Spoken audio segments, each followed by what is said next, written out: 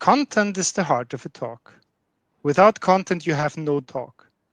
But delivery is the voice. Without a voice, your content cannot reach your audience. Fortunately, good delivery can be trained by those of us, like me, who are not naturally gifted in this regard. I recently created my first C++ talk, first for my user group, later for a conference.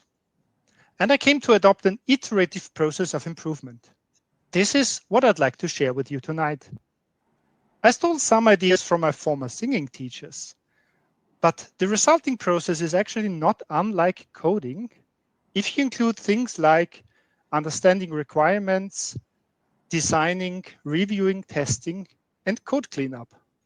So how would that work for a talk? Let's assume you already have a rough idea what you want to talk about.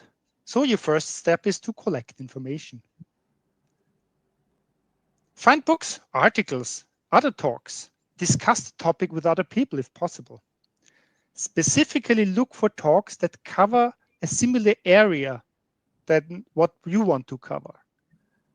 Because what will you want to focus or present differently? And also you can learn from them, not only about the topic, but also about presenting it. Create code examples, play around, find out if things actually work like you think they work. Because C++ is full of surprises, sometimes even in areas we have used for years. But this phase goes beyond information on the topic. Because what style of presentation will you want to adopt? Storytelling, a lecture, walking through code, maybe even live coding? Or will you rather focus on graphics and diagrams to bring your ideas across? The topic will influence the style of presentation, and the style of presentation will influence what tools help you best creating it. And the tools will in turn influence the process of creating the talk. For example, how easy is it to update code examples in the tool of your choice? In some, it is just a click. In others, it's a tedious manual process, especially if you want to have good highlighting.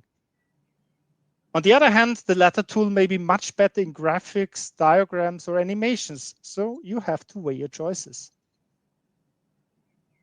Often, as I sift through information, ideas already emerge on how I could present them. Keywords, sentences, visuals, we naturally progress to the next stage, condense. Because we can only present an essence of what we have collected.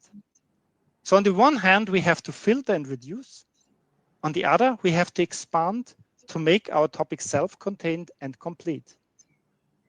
Here, we should always ask the question, what context does my audience need?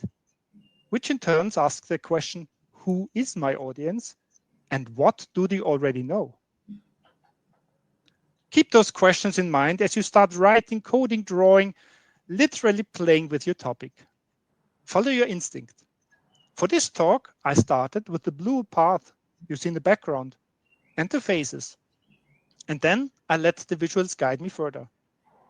For another, I had a finished script before I started my first real slide. Find your way and enjoy the feeling of creating something. It's important to get going, but eventually we have to take one step back and focus on what is really important. What is your main message? What ties the parts of your presentation together? People will not remember the details of a 10-minute lightning talk, let alone a 60-minute presentation. So what should they remember? Set yourself some goals, no more than 3. For example, after this talk, people understand the importance of focus and practice and have some ideas on how to practice efficiently. And formulate key takeaways such as, if a section does not really contribute to the main topic, consider removing it. With this focus in mind, it is time to review what we have done so far. For me, this is usually a time-consuming phase, but also a very rewarding one. Because the review should turn into a feedback loop, a virtuous cycle that helps us to improve the talk further and further. And the first step is to practice.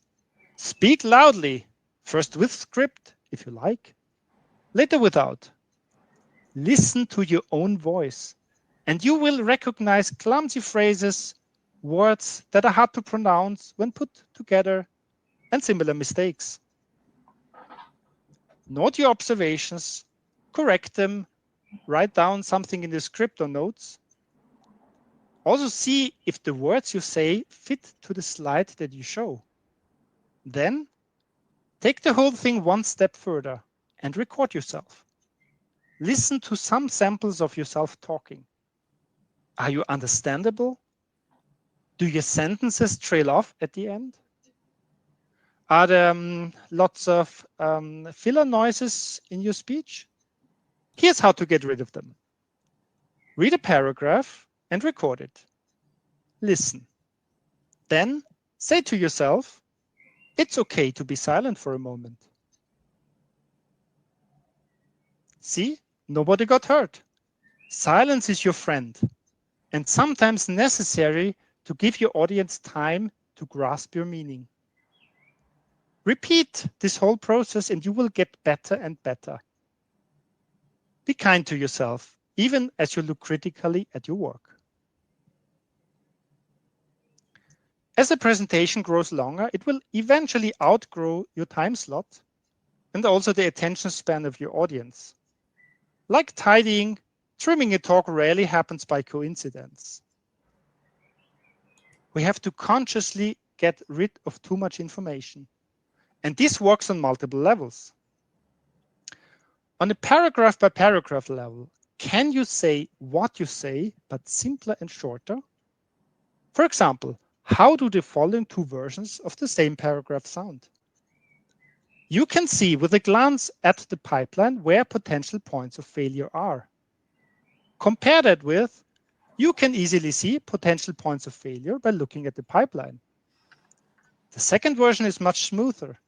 You can easily see what potential points of failure, how, by looking at the pipeline. On a bigger scale, you have to evaluate which paragraphs don't really contribute to a slide, which slides don't really contribute to a subtopic, and which subtopics don't really contribute to the main topic.